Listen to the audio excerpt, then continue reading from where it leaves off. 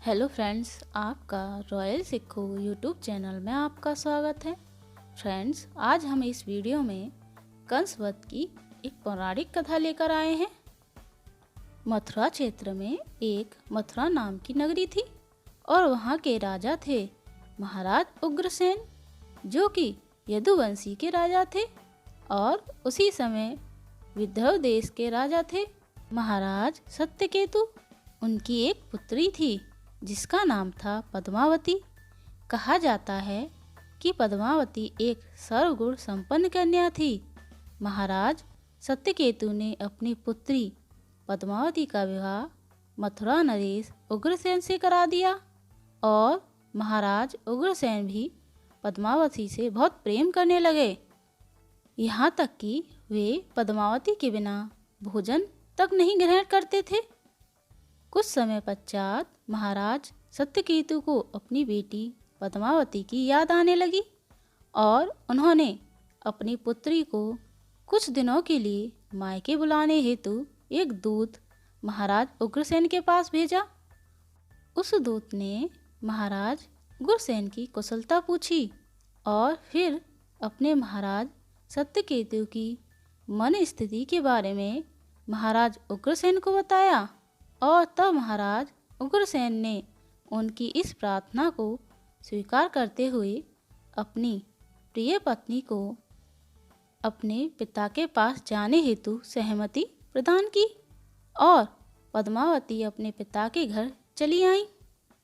एक दिन पद्मावती अपने मनोरंजन रानी पद्मावती टहलते टहलते एक सुंदर वन में जा पहुंची और उस वन में तालाब भी था।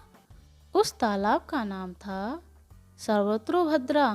पद्मावती उस वन और तालाब की सुंदरता को देखकर बहुत प्रसन्न हुई और तालाब में उतरकर पानी के साथ अटखेलियाँ खेलने लगी।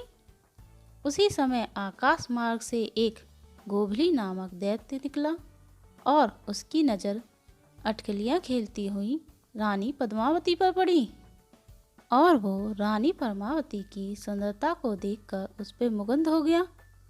गोवली दैत्य के पास चमत्कारी शक्तियाँ थीं।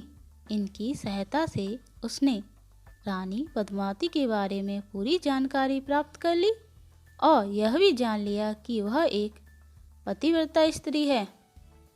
इसलिए उसने अपना रूप बदलकर महाराज उग्रसेन का वेश धारण कर लिया।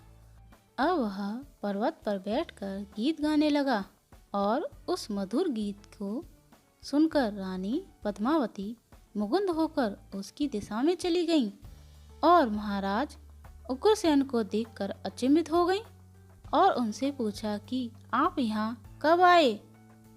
तब उस दैत्य मोगली ने जवाब दिया कि वह अपनी पत्नी के बिना नहीं रह सकते। तब रानी पद्मावती उस दैत्य के करीब पहुंची और प्रेम करते समय उसकी नज़र उस दैत्य के शरीर पर बने एक निशान के ऊपर पड़ी जो महाराज उग्रसेन के शरीर पर नहीं था। और तब उसने जब उससे पूछा तो पता चला कि वह एक दैत्य है। तब उस गोवली दैत्य ने कहा कि उन दोनों के इस प्रकार मिलन से जो पुत्र जन्म लेगा वो तीनों लोकों में त्राही मचा देगा और लोग उसके अत्याचारों से बहुत दुखी होंगे। इस घटना के बाद जब रानी पद्मावती अपने पिता के घर लौटी तो उन्होंने अपने पिता को पूरी बात बताई। इसके बाद वे अपने पति महाराज उग्रसेन के पास लौट गईं। धीरे धीरे पद्मावती का गर्भ बढ़ा और 10 वर्षों के लंबे गर्भ धारण काल के पश्चात एक बालक का जन्म हुआ और यह बालक कंस था। कंस अपनी बहन देवकी से बहुत प्रेम करता था और उसने देवकी का विवाह महाराज वासुदेव से करा दिया और वो स्वयं अपनी बहन को विदा करके ससुराल छोड़ने जा रहा था। तभी आकाशवाणी हुई कि देवकी और वासुदेव का 8वां पुत्र ही कंस की मौत का कारण बनेगा। तब इस आकाशवाणी को सुनते ही कंस देवकी को मारना चाहता था। तब वासुदेव जी ने कंस को वचन दिया कि वे अपनी हर संतान के जन्म लेते ही उसे कंस को सौंप देंगे, तो वे देवकी की हत्या न करें। इस पर विश्वास करके कंस ने देवकी और वासुदेव को कारागार में डाल दिया और एक एक करके उनकी 6 संतानों को मार डाला। 7वीं संतान के जन्म लेने से कुछ समय पूर्व भगवान श्री हरि विष्णु ने देवी योग माया की मदद से देवकी के गर्भ को वासुदेव जी की पहली पत्नी रोहिणी के गर्भ में स्थापित कर दिया और यह पुत्र बलराम कहलाए। और इसके बाद 8वीं संतान के रूप में भगवान विष्णु ने अपने कृष्ण अवतार में जन्म लिया। उस रात अचानक सभी सैनिक गहरी नींद में सो गए और कारागार के द्वार अपने आप खुल गए और वासुदेव जी गोकुल में अपने मित्र नंद के यहाँ अपने पुत्र को छोड़ आए। इस प्रकार नंद बाबा और उनकी पत्नी यशोदा ने ही भगवान श्री कृष्ण का पालन पोषण किया। इस दौरान कंस ने उन्हें मारने के अनेक प्रयास किए, परंतु सब विफल हो गए। तब कंस ने अपने मंत्री और रिश्तेदार अंकुर को कृष्ण और बलराम को लेने के लिए भेजा। वह अपने राज्य में उत्सव का आयोजन करके इसमें दोनों भाइयों को बुलाकर मार डालने की योजना बनाकर बैठा था। तब अंकुर जी कृष्ण और बलराम को लेने गोकुल पहुँचे तो कोई भी गोकुलवासी नहीं पहचानता था कि वे गोकुल छोड़कर चले जाएंगे। तब भगवान श्री कृष्ण ने उन्हें समझाया कि यह उनके जीवन का एक महत्वपूर्ण चरण है और इसी उद्देश्य हेतु उनका जन्म हुआ है। इस प्रकार समझाने के बाद अंकुर के साथ वो दोनों भाई कंस के राज्य में आ गए।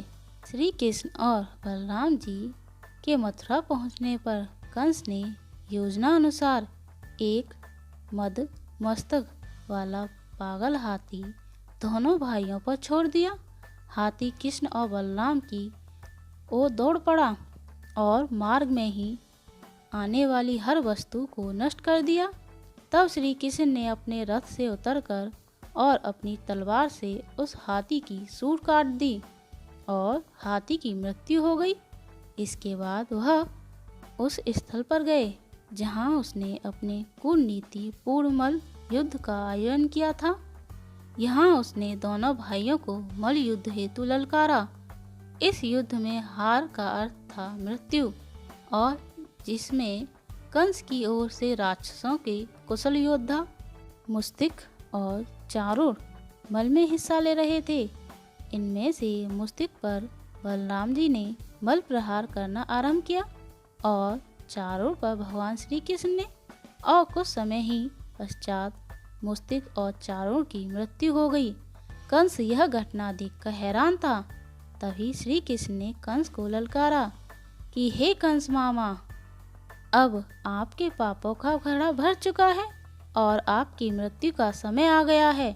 यह सुनते ही वहां उपस्थित सभी लोगों ने चिल्लाना शुरू किया कि कंस को मार डालो, मार डालो, क्योंकि वे सब भी कंस के अत्याचारों से दुखी थे। कंस वहां से अपनी जान बचाकर भागना चाहता था, परंतु वो ऐसा नहीं कर पाया। तब श्री कृष्ण ने उस पर प्रहार किए और उसे अपने अत्याचारों की याद दिलाने लगे कि कैसे उसने मासूम बच्चों की हत्याएं की हैं। कृष्ण की माता देवकी और पिता वासुदेव को बंदी बनाकर रखा, उनकी संतानों की हत्या की, अपने स्वयं पिता महाराज उग्रसेन को बंदी बनाया और स्वयं राजा बन बैठा। प्रजा पर कैसे जुल्म किए और उनके साथ अन्याय किए। इसके बाद भगवान श्री कृष्ण ने अपने सुदर्शन चक्र से कंस का सर धड़ से अलग कर दिया और उसका वध किया। इस प्रकार भगवान श्री कृष्ण ने कंस के अन्यायों का दमन करते हुए उसका वध कर दिया। राधे राधे, राधे राधे, राधे राधे। दोस्तों, आपको हमारी यह कहानी कैसी लगी कमेंट में राधे राधे लिख के बताना, और ऐसे ही कहानी सुनने के लिए मेरे चैनल को लाइक शेयर एंड सब्सक्राइब करें। Thank you.